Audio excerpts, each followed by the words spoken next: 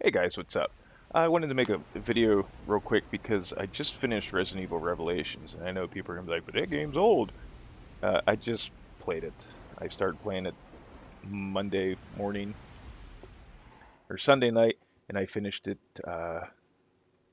early. Today's Tuesday. I finished it, and man, I had a blast. Basically, I played it Sunday night after I put my boy to sleep, and then I played it. Well, I woke up really early Monday morning at like 3 o'clock in the morning, and I played till about 6 or 7. And then the same thing, and I just power played this game whenever I had a free moment because it was that good. Or at least I thought it was that good. And I haven't really done that in a while, but the playstyle for this game was so far removed from what Resident Evil 4, 5, and 6 were. It was more exploratory based. It wasn't as action centered as the other games were. It kind of had that nice mix between what they started doing in 4, 5, and 6 and what they had established in 1, 2, and 3. The over the shoulder perspective is my favorite perspective. I know people might cry blasphemy, but I just kind of hate that fixed camera style in the original games and the tank controls. I'm not saying that those games are unplayable, but I very much prefer the over the shoulder perspective that the games introduced. Um, And man, for an HD remaster of a Nintendo 3DS game, it looks good. Is it something that you can use to show off your PC with if you're playing it on the PC? No, but it still holds up pretty good. The character models, especially, are really well done. Um, the only really standoutish thing I noticed was Jill's face looks weird, but that's not so much a testament to the or a negative for the texture work. It's more how they designed her. She kind of like has this weird, I don't know, kind of chubby face. But overall, the character models look really good. The environments are done pretty well. There are a couple environments that are kind of low res textures, kind of show through, like the beach at the beginning of the game. And some of the gun models in the menus look kind of wonky, which that reminds me, I liked how they did the inventory system. In especially 5 and 6, like you could basically plow through anything because you had, if you planned your inventory right, you could basically have whatever gun at your disposal that you wanted. And this one, you were only allowed to carry 3 guns with you at a time. And I like that because you had to put a little bit more forethought into what you might encounter. And if you made a mistake, it wasn't like you could just go in, swap your guns in your inventory, and then try again. There's like cache boxes around the ship that you had to go to those, and then you could swap your guns around or put your instead of buying upgrades like you could in 5 and 6, you had to buy or you had to find parts throughout the ship that you could then attach to certain guns. And I like that. I really thought that was a neat way of changing it up and mixing it up a little bit. Uh, the game does have a lot of backtracking, but that's kind of like a thing with Resident Evil. There was a lot of backtracking in the original games. You know, oh, I can't get in this door, so let me go explore half of the area, find the key card or key or whatever that I need, and then I can go back and stuff like that. The ending, at first, I thought came really quick because there's a large boss fight when you're getting off of the Queen Zenobia, and it just kind of seemed like the logical stopping point. And then I realized, no, there's still a bunch of plot threads we haven't finished up yet, and sure enough, there was 2 more episodes after that. And I really, really enjoyed how they did the final episode where you had to swim through the sunken ship as Jill and Chris with the scuba gear on, and you had to hide from these big blobby things that could basically um, eat you in one go. And that to me was kind of cool because it was so. It wasn't like you were trudging through this final area that was basically like everything that had come before. They just threw it all at you. No, it was something completely different. And there were swimming areas earlier in the game, but they weren't done like this. and you couldn't really, like, you had a pulse grenade you could use to dispatch these little piranha type things and stuff like that, but you didn't have a scuba tank or anything like that, so you had the surface for air and things like that, which that was cool. You know, it wasn't like your typical I can stay underwater forever because apparently they grew gills, you know, and it wasn't. No game is ever going to get the swimming mechanics right, but they weren't unwieldy like some games are when it comes to trying to swim underwater. Uh, the dialogue, I mean, there's still.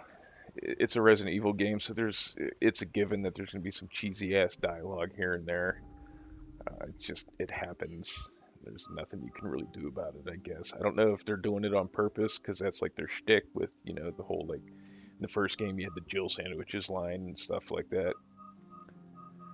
Or if they're just really bad at writing dialogue. I'm gonna give them the benefit of the doubt and say it's on purpose, just to have some corny dialogue here and there. But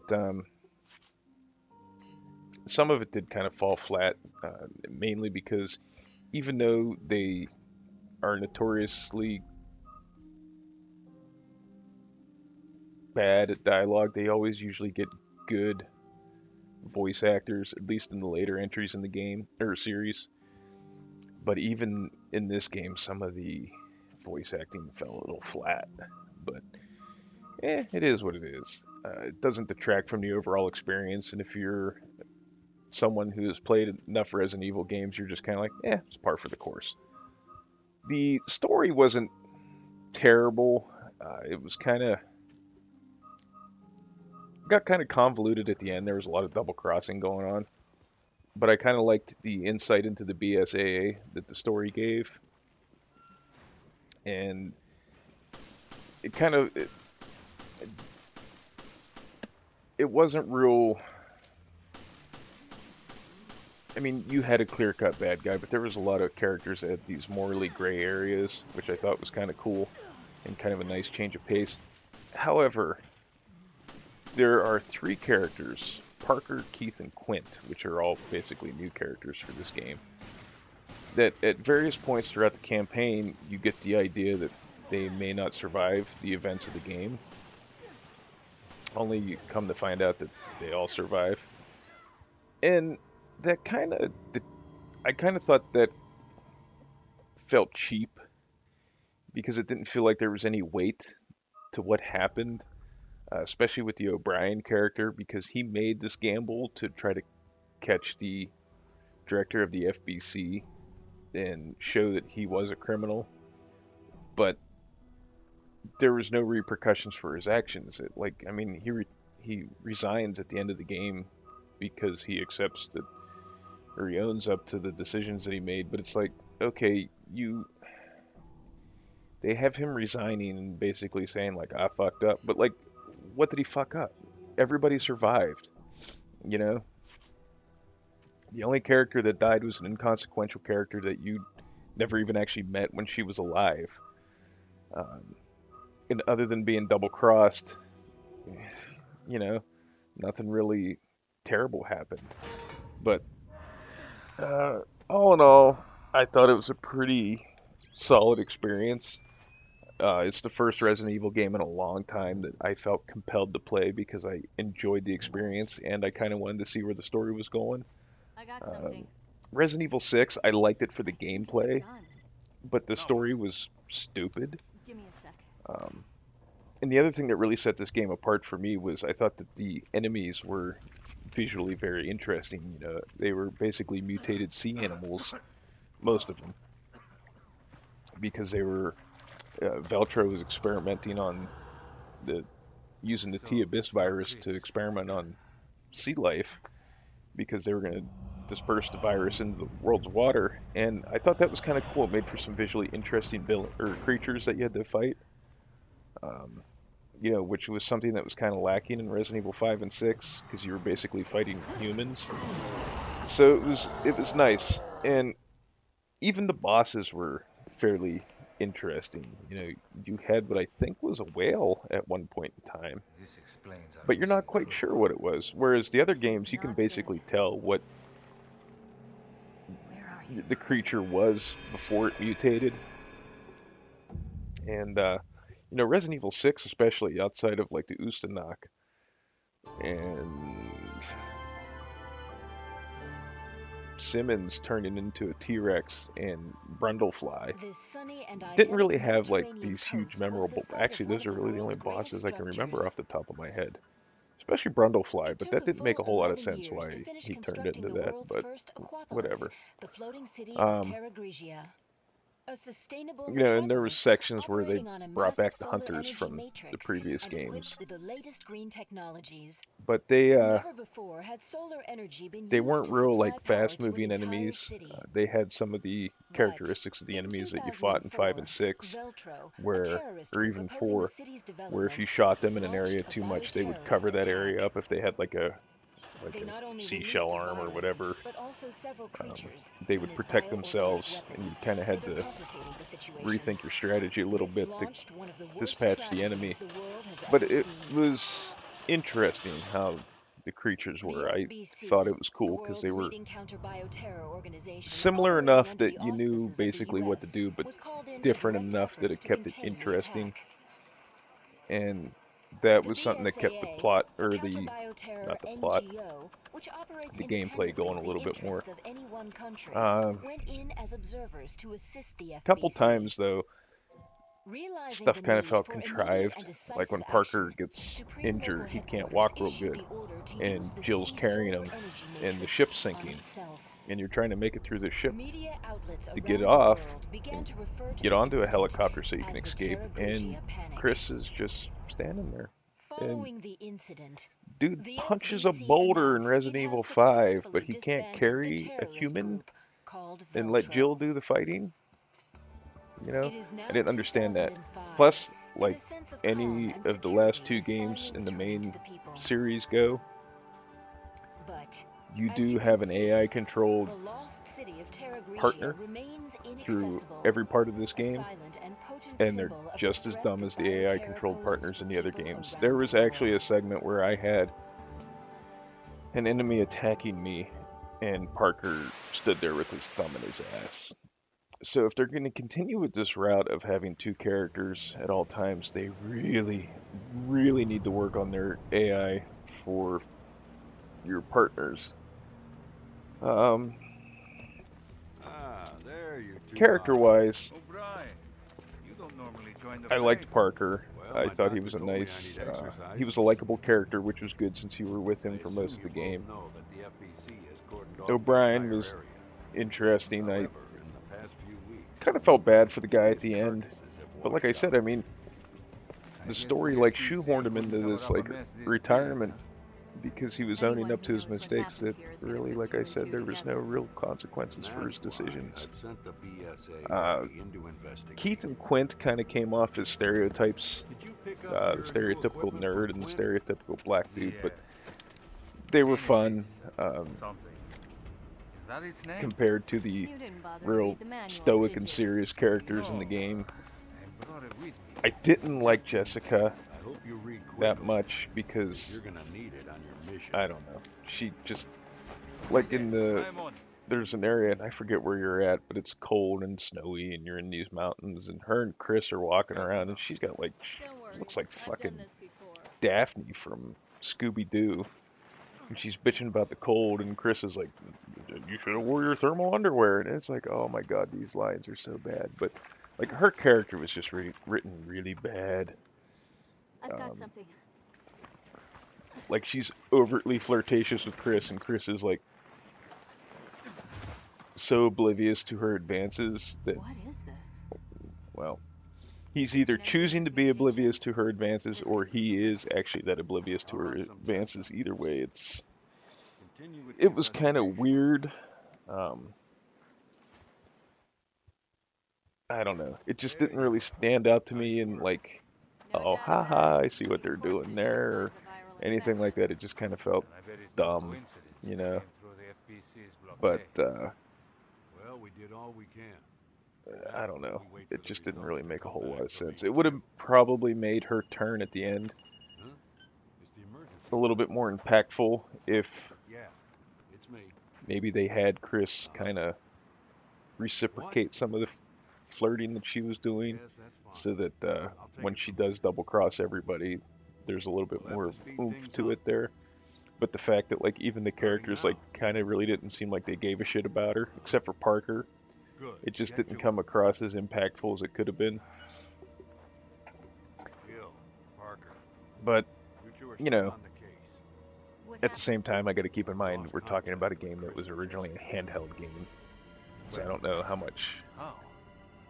we're not sure. seriousness they put into Sent some their of the last known dialogue and coordinates some of to the your characters, which terminals. at the same time, though, just because it was The originally a Segway handheld was game lost shouldn't give it over a the free ocean. pass on I that thought stuff. they were But in the mountains chasing Veltro. at the same time, as far as the Judging gameplay and the from their general position, atmosphere go, they must be. On a ship. if they can I'll build go back upon to this, HQ. and hopefully In charge Resident of Evil search and rescue. Revelations You 2 two will be my eyes out there. builds upon Yes, this, sir.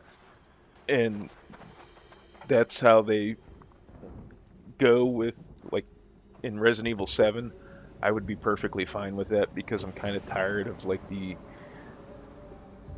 Michael Bay Resident Evils that we've been getting. And like I said, I had fun with Resident Evil 6 and I had fun with Resident Evil 5, but I mean, they weren't. I had fun with them for different reasons than I had fun with this game.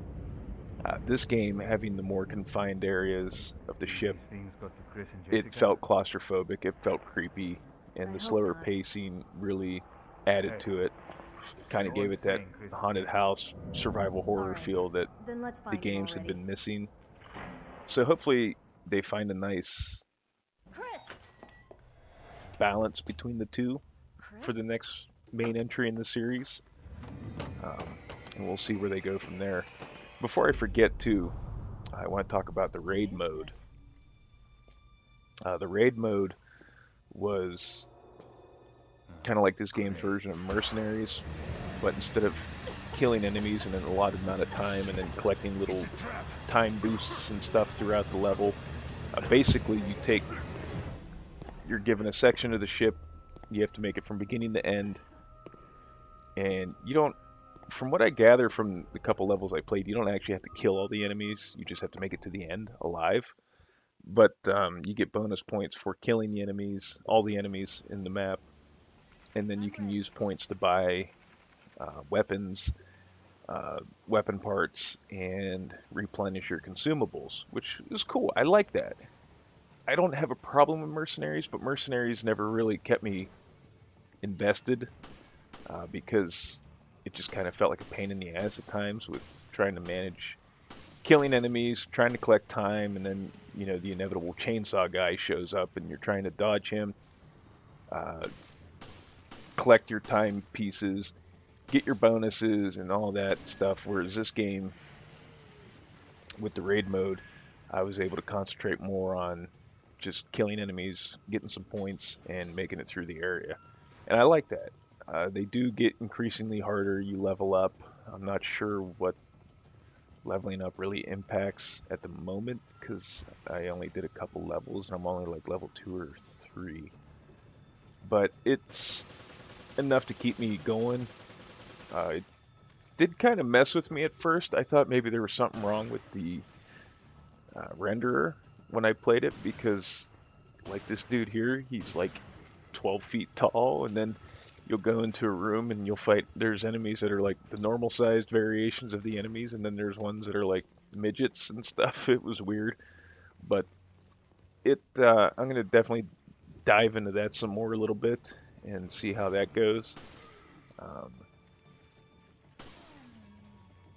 And I would like to play all the different levels and see what the unlockables are. You can get different costumes for that mode, and when you beat the game, you can do New Game Plus with all the guns that you collected and all the weapon parts and stuff like that. And you can switch up costumes for that to play the campaign. The only thing I will say I was disappointed with is, unlike the main entries in the series, and on the 3DS I could understand this, but when they redid it for the consoles and the PC, I don't see why they couldn't have added this feature in. You cannot replay individual episodes of the game, and you cannot replay cinematics from the game like you could in the other games. If you want to replay certain areas, you might as well make a new save for every episode that you do. Whereas you know, the other games, you could cycle through them and play individual sections of the game and watch different cinematics from the game that you, as you went through the story. And you can't do that in this one, which I was kind of disappointed with. So hopefully that's something they changed in Revelations 2. I hope they didn't take that from this game and continue down that path, because that's just, I don't know. In this day and age, I just feel like games that are built like this, you should be able to replay certain sections of the game that you want. That's also a criticism I leveled at Sunset Overdrive. You know, you can replay individual missions, but you can't replay cutscenes, and you can't replay, like, you can't do a new game plus. You can only have one save. This game at least lets you have, I think, like 12 saves. But still, not being able to play the individual episodes, I thought was kind of a major strike against the game, but that's just me. I think that's about it, really. Like I said, all in all, I really had a lot of fun playing this game, and I am kind of upset that it took me this long to play it. I had it for the PlayStation 3. I played the demo, and then I went out and bought the game. But then shortly thereafter is when I built my PC, and then I traded in a bunch of console games that I knew I was going to end up getting on PC. And since I hadn't played this one yet, I ended up trading it in and buying it off of Steam during like the Christmas sale or fall sale, or one of the sales, I can't remember. And then other stuff came out and I didn't get around to playing it, and now I regret that, because this game was fucking awesome. And I really look forward to Revelations 2 next week, so I might even, I don't know if I want to go so far as to say I'm going to pre-order it. I got to think about that a little bit more, because pre-orders still scare the shit out of me, but we'll see how it goes. But all in all, if you haven't played Resident Evil Revelations, I highly suggest you do. You can get it on the Xbox 360, the PlayStation 3, PC, and if you have the 3DS, you can get it on that. But like always, guys, I want to thank you all for watching. We'll see you in the next video, and you have a good one. Bye, guys.